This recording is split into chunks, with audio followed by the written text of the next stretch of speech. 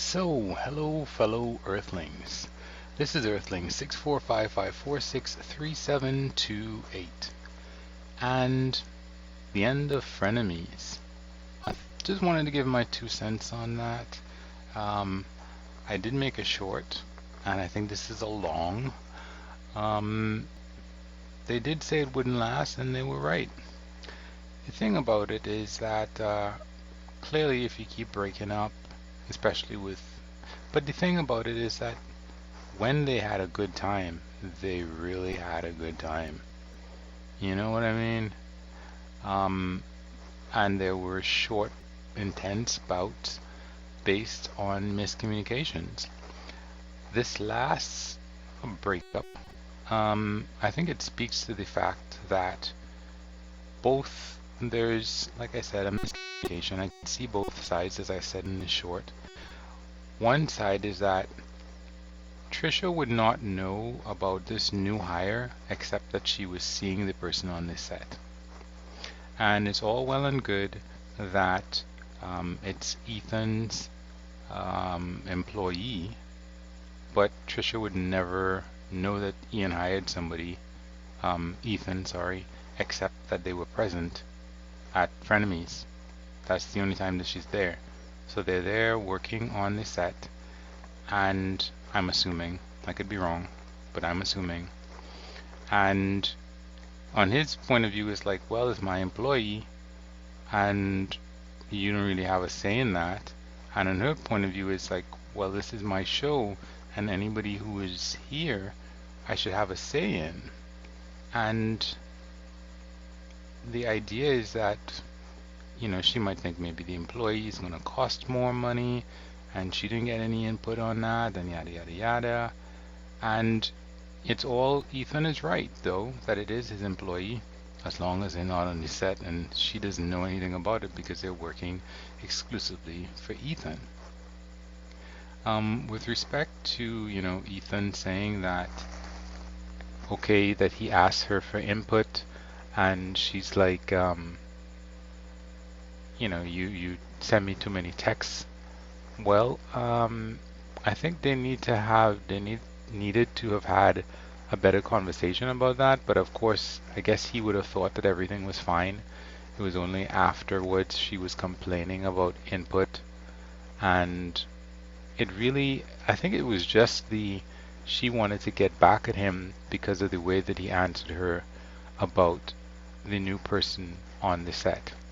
That it's my employee, you don't get a say in blah blah blah. So she just wanted to hit back out at that. And then she's like, we have to fire everybody and then hire. She just wanted to hurt him, I think, as much as she felt that he hurt her. And the thing about it is that it didn't. Anything that she said, he was like, okay. So it didn't hurt. I think isn't that like crazy? It didn't hurt, so she needed to do something else in order to get him to feel how she was feeling hurt. And so on the one end, he's going to be like, well, I'm doing all these different things, whatever it is she wants.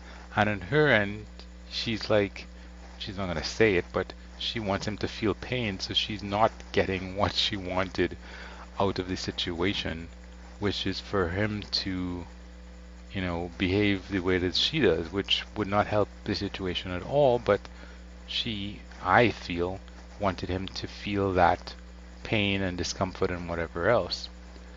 On the flip side, when there was this thing where he wanted to be transparent to his staff and tell his staff that she wanted to fire everybody and hire new people, I think that was a mistake on his part, because he did not appreciate that she just wanted to exact a pound of flesh from him.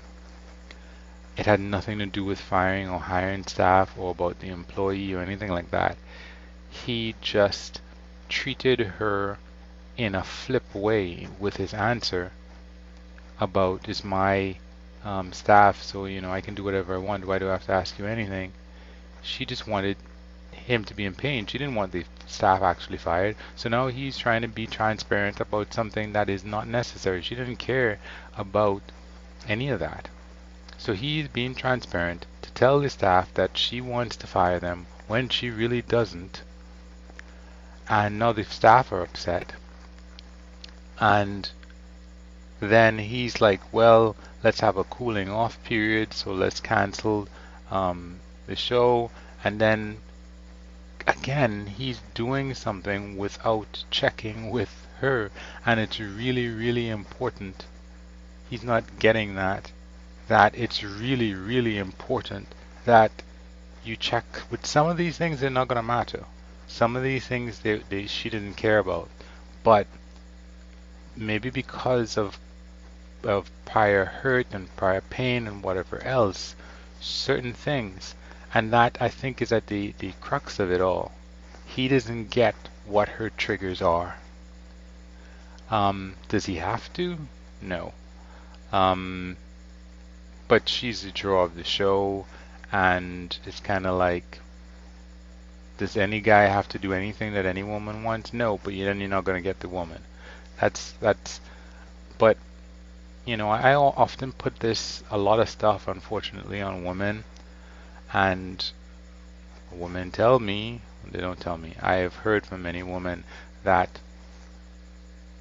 I guess when they meet men who have a certain confidence and know how to manipulate people, they can get very hurt and be manipulated. But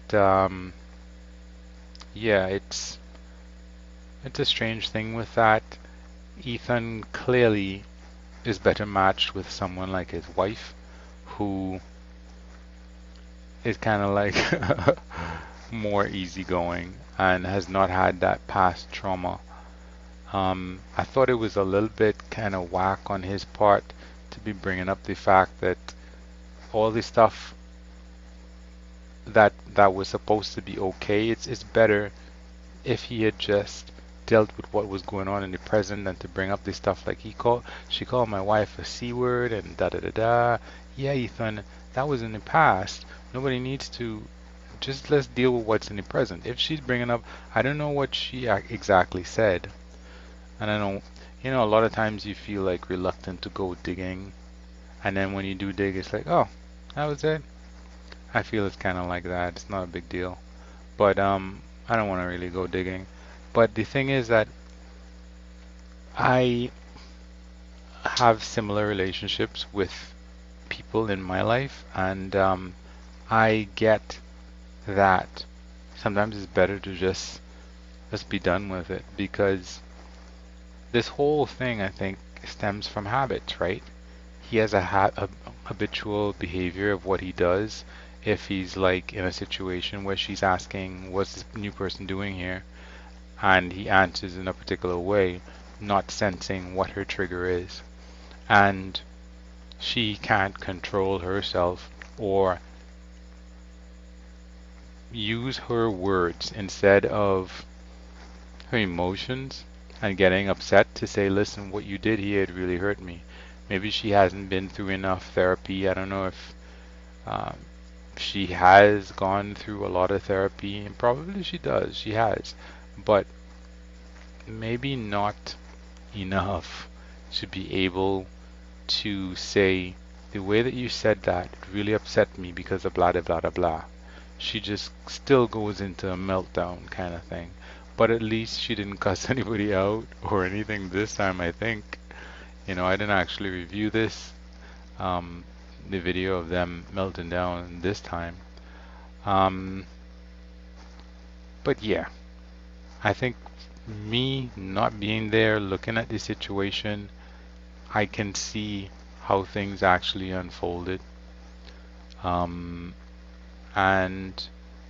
it could be done if there was somebody who was interested enough to come into the situation and say, I'm going to referee. I'm going to be a referee of this. But there's nobody like that. Nobody's coming in to be the one to say ding ding ding, time out, and whatever else. Nobody's going to get paid for that. Maybe Ethan could have hired somebody like that to just be, just, just not like a real professional, maybe just a regular person that he'd want to pay to say, stop, let's stop talking. And the person's just sitting there doing nothing except watching the two of them saying, whoop, all right, let me give me a second. Time out, time out. We gotta cut, go to a commercial break, and let me see if I can understand what's going on here. Let me talk to Trisha, let me talk to Ethan, and work it out. But he didn't, they didn't. But it's very nice of him, I will say, to be as chivalrous at the end of it, um, and say, well, much love for Trisha. I'm sure she's gonna go on to do much better things in the future. Yada yada yada. Um, that's nice of him to do that. Um, and hopefully, I would hope that maybe his brother-in-law has a better grasp of the situation. Um, Otherwise, yeah, they're not gonna have a longer marriage, but that's not really the end of the world. If they can't, maybe they could just give it a try. Some people can make a bad situation work, you know? Every time you realize, okay, this is a trigger. This is another trigger we didn't really figure out the first time. This other one, and then you make a catalog. And then you write it down and you understand, and then you adjust your habits to say, okay, before we come to set, both of us need to get something to eat. Um, we both need a snack before. It's somebody's job to make sure that we have a snack before we have a drink of water. Um, we have a glass, some coffee or whatever it is. And yeah. So anyway, that's my 2 cents on that. Thanks for listening if you did. Have a good one. Peace.